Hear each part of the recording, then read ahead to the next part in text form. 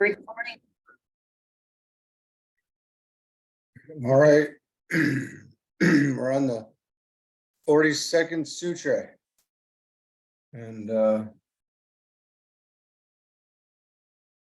read over this a little bit. We'll see what we can do here. This is some deep stuff. We'll just jump right on in. It's a new week, and we're going to keep it going. We're going to do it all week. When the perceiver blends the words, the idea or meaning, and the object, this is called the mental condition of judicial reasoning.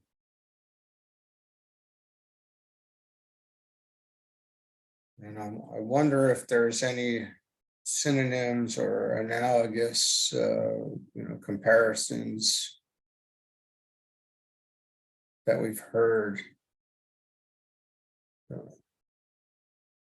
for this term judicial reasoning, but let's learn about it.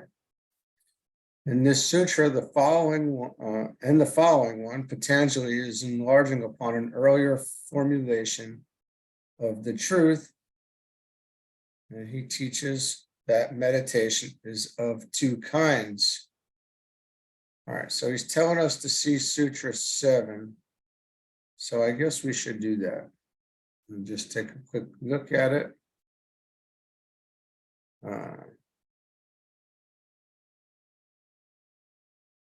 don't know a faster way to jump either.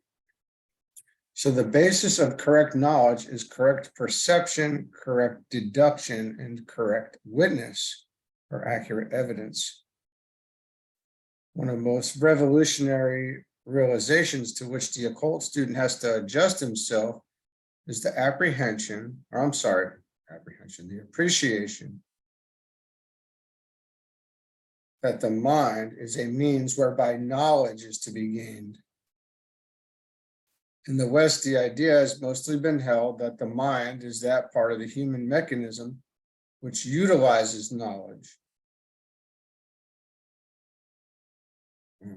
The student of Raja Yoga has to realize that the mind is intended to be an organ of perception. Only thus will he arrive at the right understanding of the science.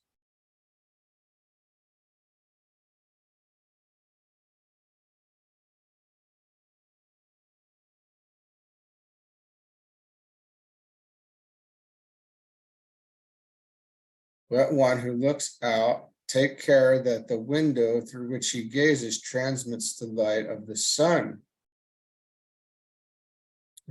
If he use it in the early dawn, let him remember that the orb is not yet risen. The clear-cut outlines cannot be perceived, and wraths and shadows, gloomy spaces and areas full of darkness as yet confuse his vision. And this is very deep here because, this is basically saying if you haven't, I don't know this, I'm guessing. This is saying if we haven't come into our, the light of day, if we're not walking in the light yet, we're still liable to be confused if illumination probably hasn't happened yet. At the close of this sentence is found a curious symbol which conveys to the disciple the mind of thought. Keep silent and reserve your opinion, which of course is really what we try to do. And that's what we discussed. Listen, we could talk about these things, but and even talk about opinions. However, we always caveat all of this with, well, we don't really know. I don't know. So we have to study and learn for ourselves. You learn for yourself, but we can study together. Certainly, we can study together and contemplate together. But as far as judging, no, there is no judging going on here whatsoever at all in any way. All right, so we saw Sutra 7. In this sutra and the following one, Patanjali is enlarging upon an earlier formulation of the truth. He teaches that meditation is of two kinds, with an object or seed,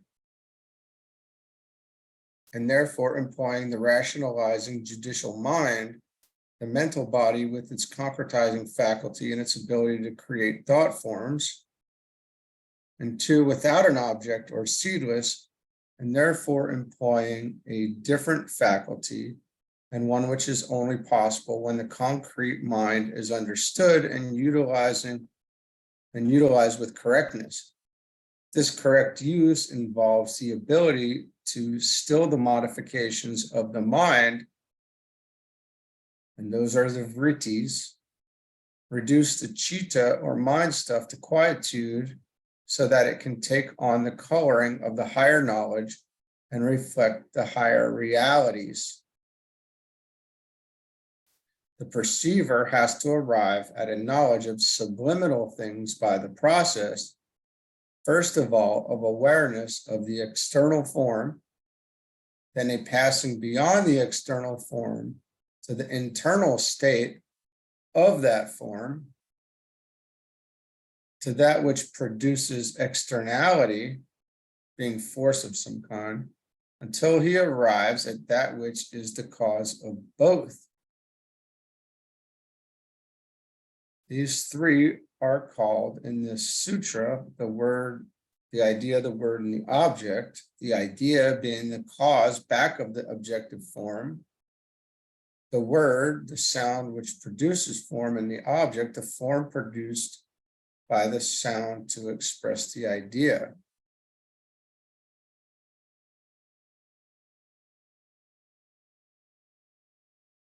And we're talking about the perceiver here. The perceiver has to arrive at a knowledge of some subliminal things by the process, first of all, of awareness of the external form, and a passing beyond the external form to the internal state of that form, to which produces externality. It's like a loop. I'm seeing this like a loop. I'm sorry, I don't know how to like it comes like the perceiver goes around to the form and then comes back through, like look here, right? We have perceiver, perception, and that which is perceived. The perceiver is what we're looking at here. It seems like the perceiver comes over to the form, that which is perceived, and then works backwards. And this would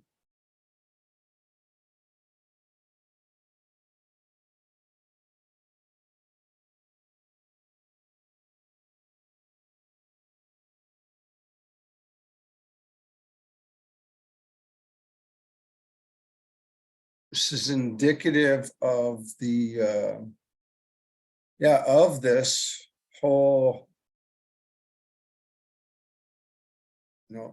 evolutionary arc, if you will. If you've ever seen I don't remember which book it is in The Secret Doctrine, where right at the top is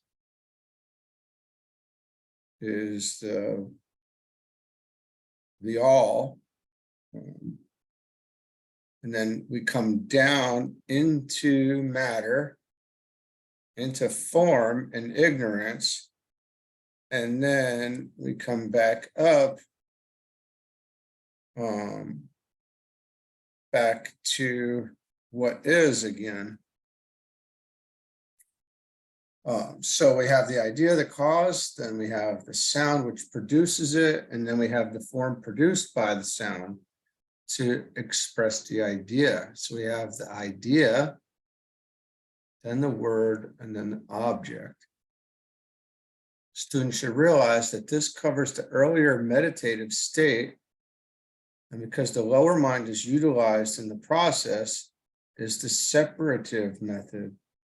Things become separated into their component parts and are found to be as all else in nature triple. Once this is grasped, the occult significance and importance of all meditation becomes apparent, and the method whereby occultists are made becomes clear. Always in the process of arriving at an understanding of nature, the occultist works inwards from the external form in order to discover the sound which created it, or the aggregate of forces which produced the external shape. Every aggregate of forces has its own sound produced by their interplay. Having discovered that, he penetrates still further inwards till he touches the cause, idea, or divine thought emanating from the logos, planetary, or solar. And this is the plane of the logos. The one, this is one, right? It's one and it's one. There's no, it's that simple when it's not broken up there into anything.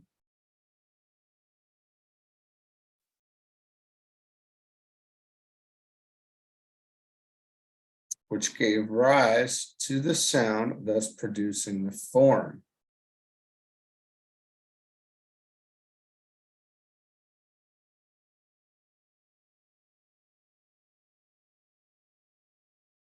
And I'm just thinking of John. What is that? John 1.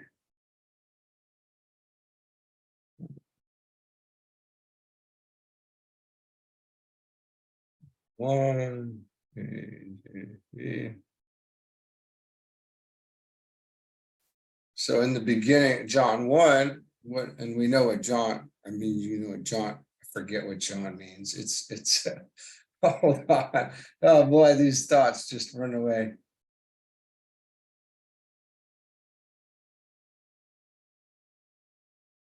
The name John.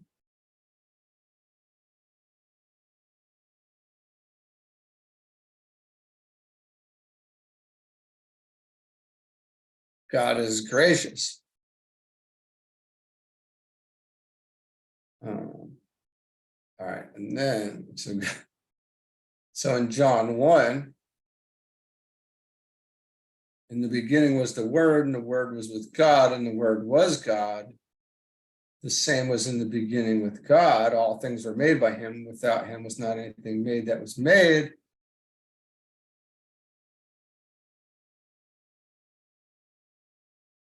All things were made by him, and without him was not anything made that was made. And a lot of times when we use without and use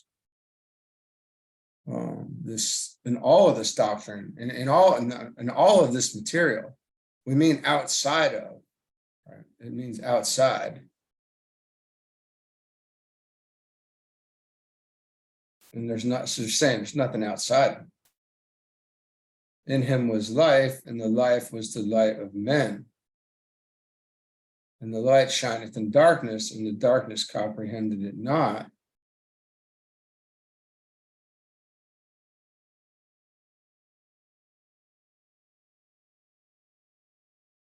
John was sent to bear witness of that light. All right.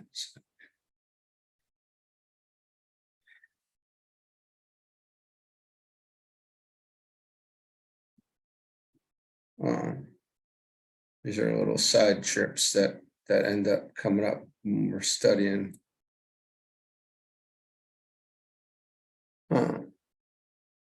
So then we have the idea, the word, and the object. And then, you know, before it can become, right, I mean, before it would be expressed, it has to be the idea. And then there's the process of making that, you know, creation, essentially. Oh, and here we go. That's interesting. In creative work, the adept starts on the inside. And knowing the idea which he seeks to embody in form, he utters certain words or sounds and thus calls in certain forces which produce, through their interplay, a form of some kind. The higher the level on which the adept works, the more elevated the idea is touched, and the simpler or more synthetic the sounds uttered.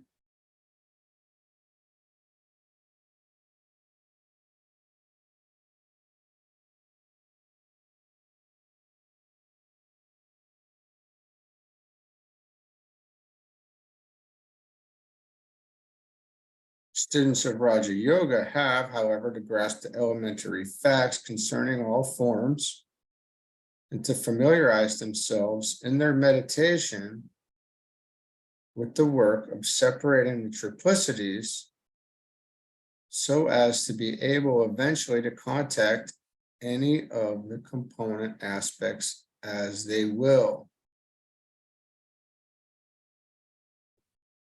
One second.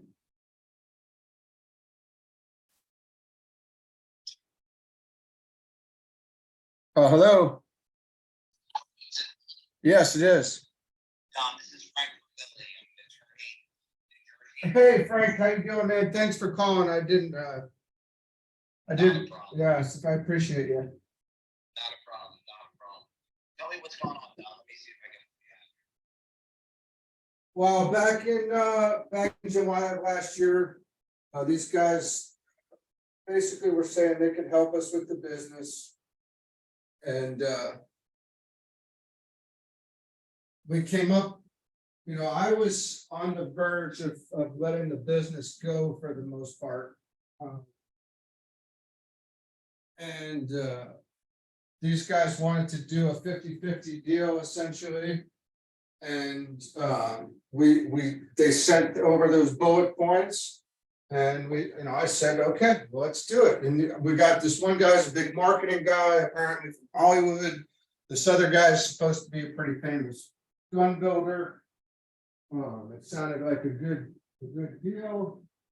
The intent was to get formal documents signed at some point. Nothing ended up coming about.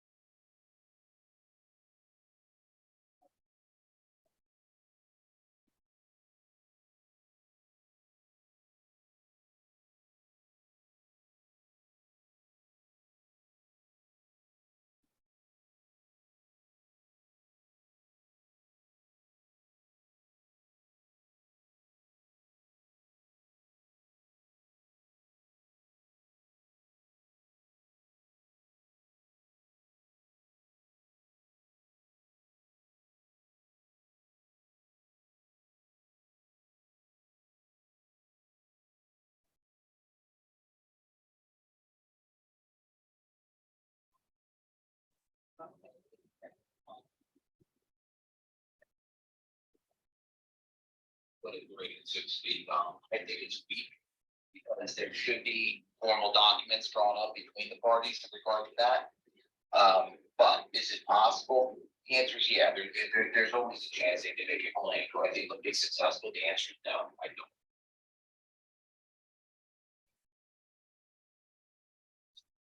don't.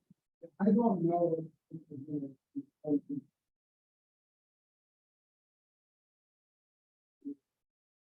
Like the things, if we're gonna do some work, we'll get it put in, you know, make it legal.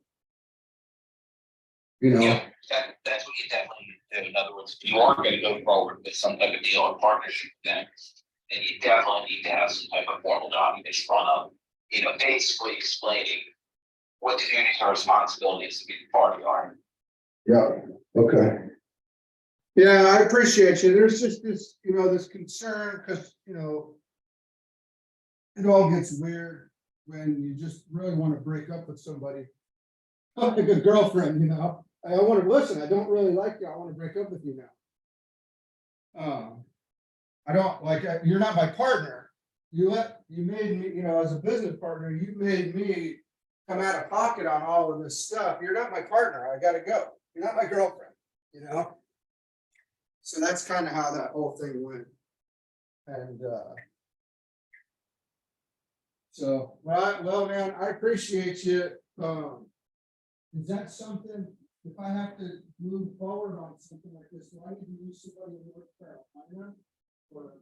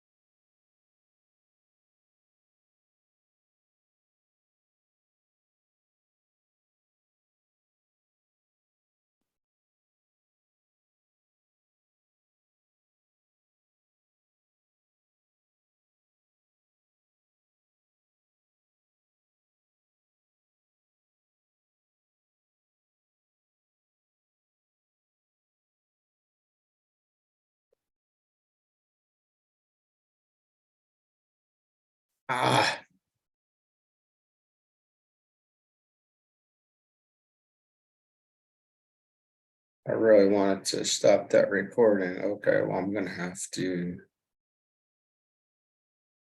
All right, no big deal. Okay.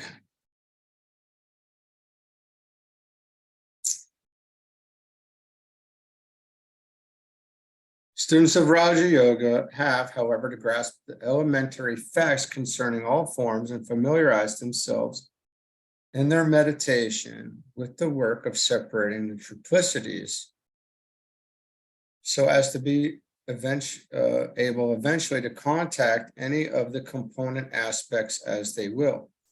In this, the nature of consciousness is understood for the perceiver who is trained in these differentiations can enter into the consciousness of the atoms composing any tangible form and can advance further and enter into the consciousness of the energies who produce the objective body. These are literally what has been called the army of the voice. He can also contact eventually the consciousness of that great life who is responsible for the initial word. These are the great landmarks, but in between are many grades of lives responsible for the intermediate sounds, and these can therefore be contacted and known.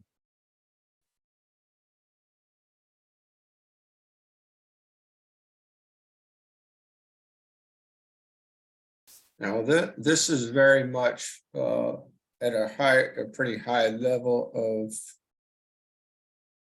attainment here. I want to say the voice of the silence, or the army of the voice. This is primarily after the third initiation, as I understand it. The perceiver can enter into the consciousness of the atoms composing any tangible form, and can advance further and enter into the consciousness of the energy to produce the objective body. It's a freedom, it's a freedom of movement in there as well.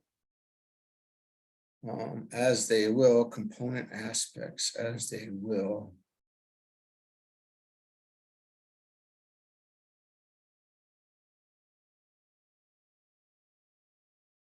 Now, these component aspects, I'm just going to have to keep going.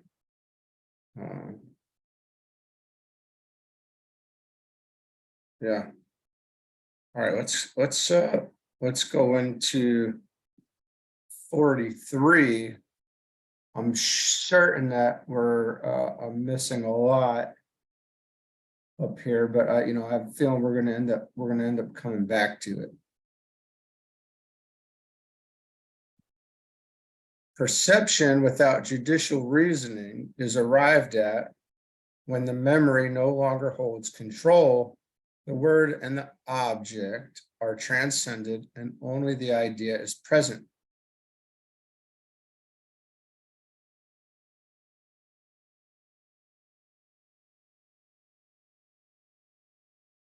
Perception without judicial reasoning is arrived at when the memory no longer holds control. The word and the object are transcended, right? So we have the word and the object are transcended. And the idea, and only the idea, is present. So, and that's the cause back of the objective form.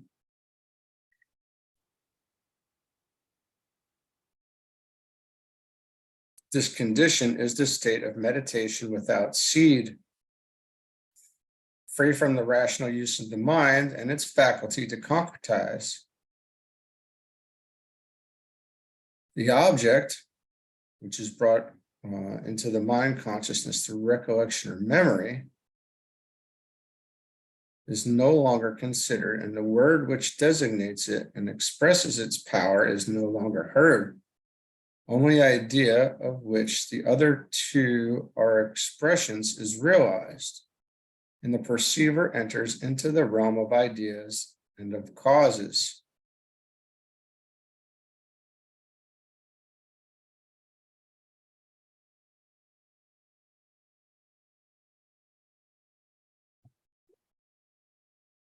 Okay, let's continue on here. The 43rd Sutra, I'm going to pick back up. Perception without judicial reasoning is arrived at when the memory no longer holds control. The word and the object are transcended, and only the idea is present. And we see this up here. The word and the object are transcended, and only the idea is present. And this is, sets in the subtlety of this. If it's in the beginning, and this is before the word. And as we know, let's just look here.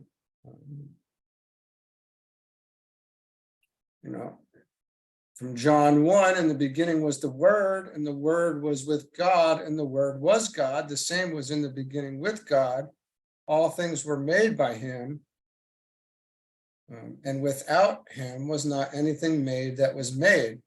And it could be said that instead of without, we could say all things were made by him, and outside of him, there was not anything made, which is not, so it wouldn't be possible. In him was life, and the life was the light of men.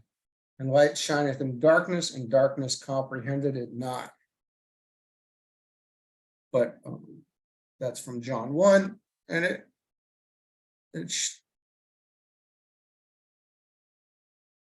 that's where this goes. This is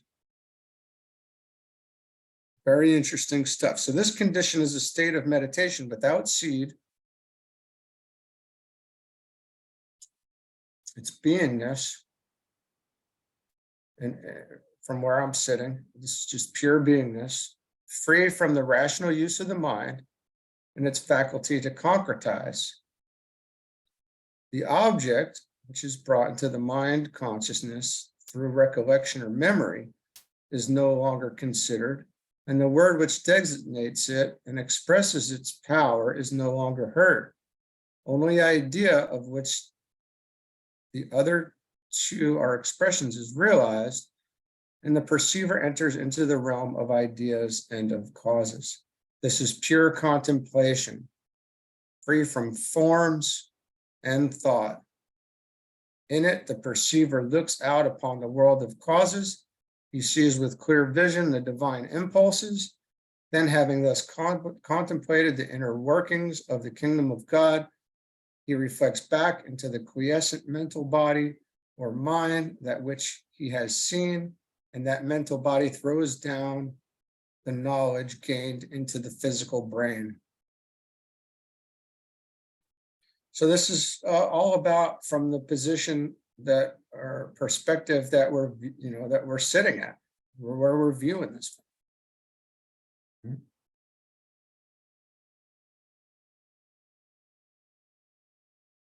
Let's do 44 today as well. The same two processes of concentration, with and without judicial action of the mind, can be applied also to things subtle. This sutra is clear without much explanation. The word subtle has a wide meaning, but is most frequently applied to the essential something which we become aware of after we have employed the five senses, i.e., the rose is the objective tangible form, its scent is the thing subtle back of the form. This expresses its quality to the occultist and is the result of the subtler elements producing its manifestation.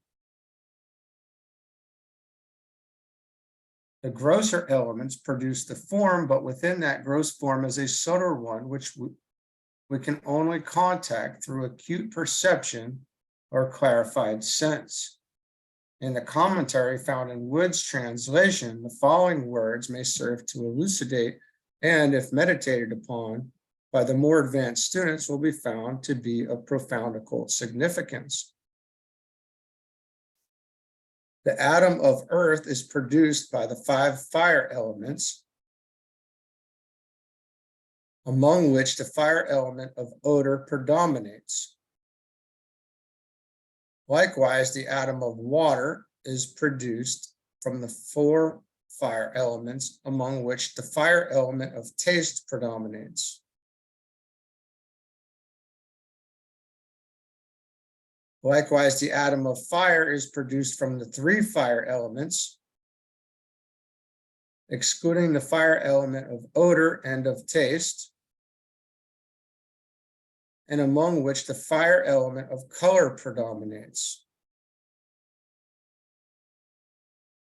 Likewise, the atom of wind is produced from the two fire elements, beginning with odor, and of which to the fire element of touch predominates.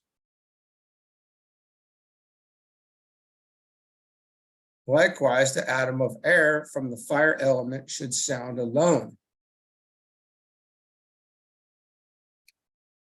And I am not qualified to make big remarks on or pull this apart. What I would say, if I had a thought on this, it would be, these are the layers, one over the top of each other, essentially, that work together to create the thing that is seen. perceived. That which is perceived from the idea. So we have the idea and the word which produces form, and then we have the form produced by the sound to express the idea. And this word, idea producing the word, is producing what is seen.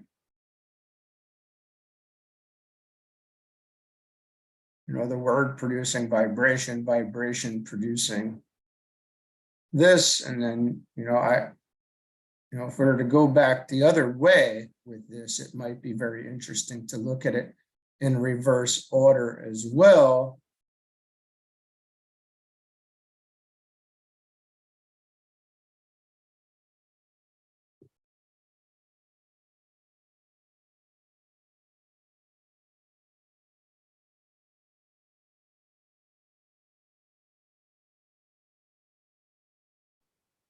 Yeah, all right, so if this idea is extended to the macrocosm, we will find that we can meditate upon the external form of God in nature, both with and without judicial action of the mind.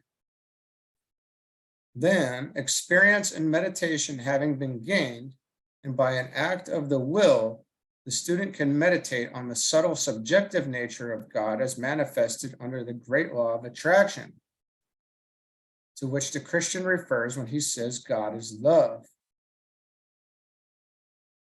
The nature of God, the great love or attractive force, is responsible for the things subtle, which are veiled by the external things.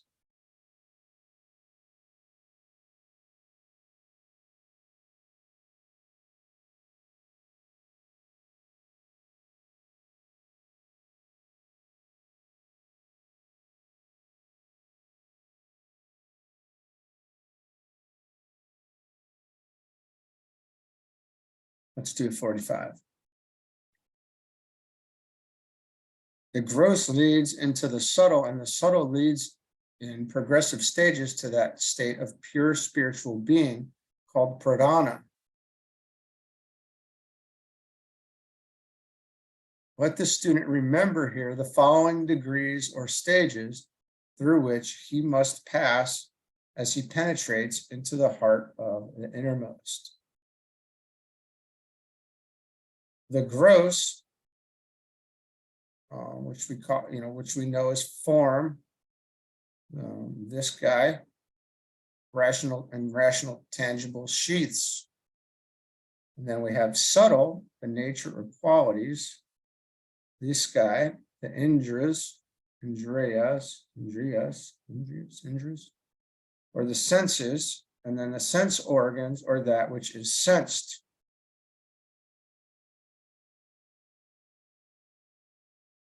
The sense organs and that which is sensed. The sense organs, right? Okay, so it's subtle. So we have the gross and the subtle. All right. These can be applied to all the planes of the three worlds with which man is concerned. The three planes, 5, 6, and 7. This is the lower.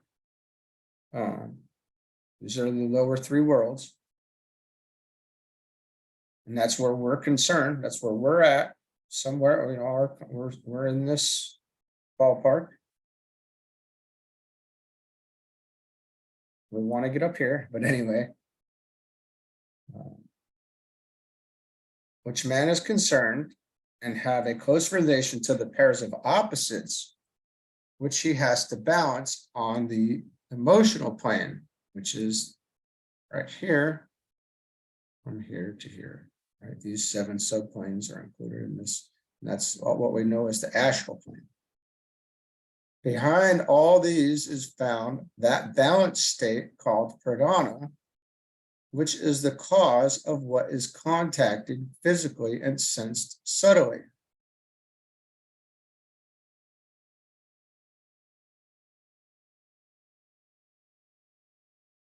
This balanced state can well be called unresolvable primary substance. Matter united with spirit, undifferentiated yet without form or distinguishing mark.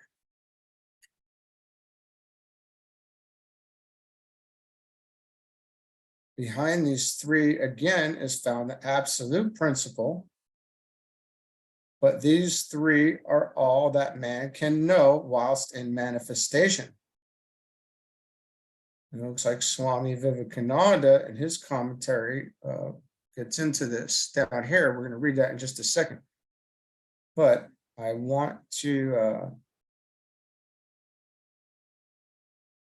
look at this one more time before I move on here.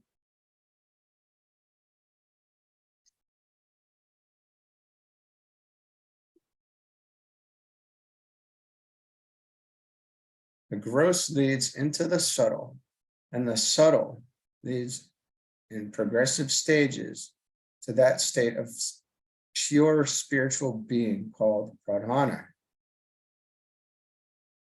And it's said that this plane, the emotional plane, is intended to be a reflection of the fourth or the Buddhic. So this is a reflection of this down here.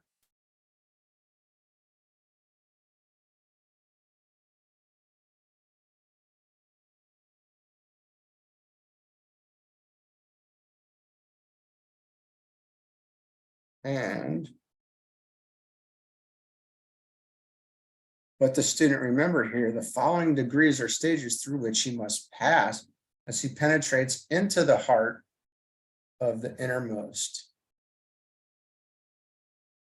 So one, we must pass through the gross, the form Buddha's rational, tangible sheaths.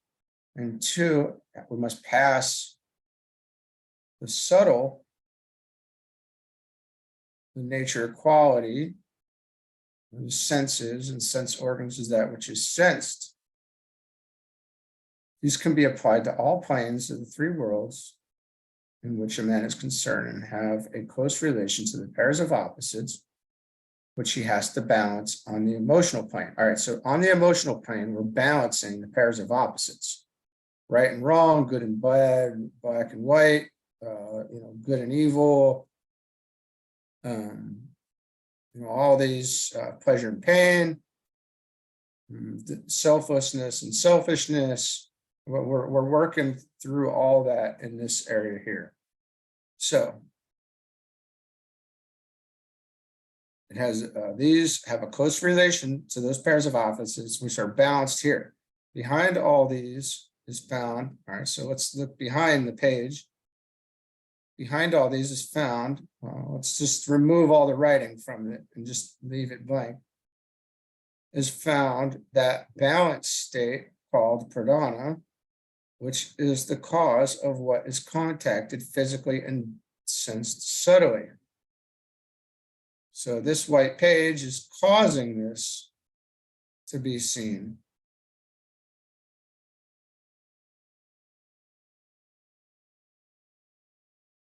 The balanced state can well be called unresolvable primary substance. So we're assuming this, we're making this white page etheric, subtle at this point.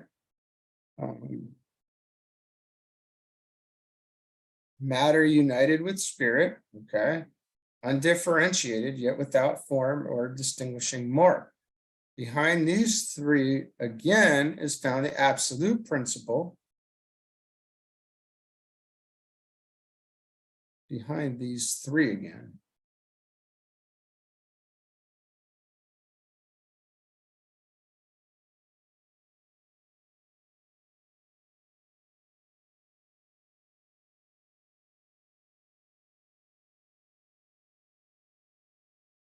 But these three are all that man can know whilst in manifestation. Okay, so while in manifestation, all we can know is the gross, subtle, and that pradhana. as far as the way that I'm reading this. Now let's read what Swami Vivekananda has to say about it. The grosser objects are only the elements and everything manufactured out of them. The 5 objects begin with 10 matras or 5 particles.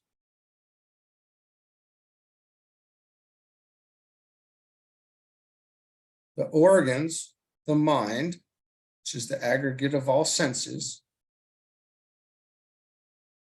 the mind, egoism, the mind stuff, the cause of all manifestation, the equilibrium state of sattva, rajas, and tamas, the 3 qualities of matter are also called the gunas, called pradhana, or chief, prakriti, nature, or the unmanifest,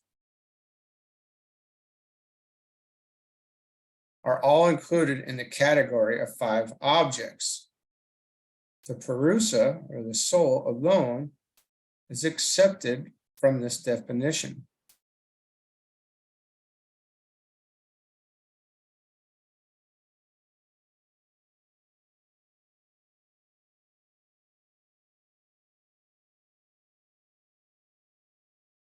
I'm missing a, this is what Swami Vivekananda had said.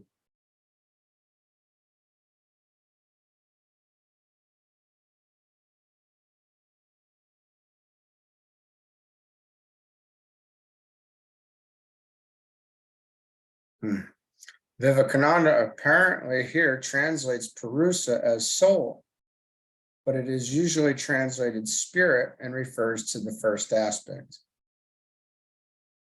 Okay.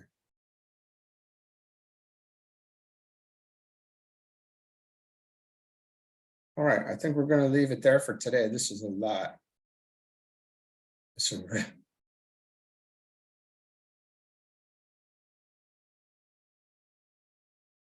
We're going to allow that. We absorb this. We're going to allow it to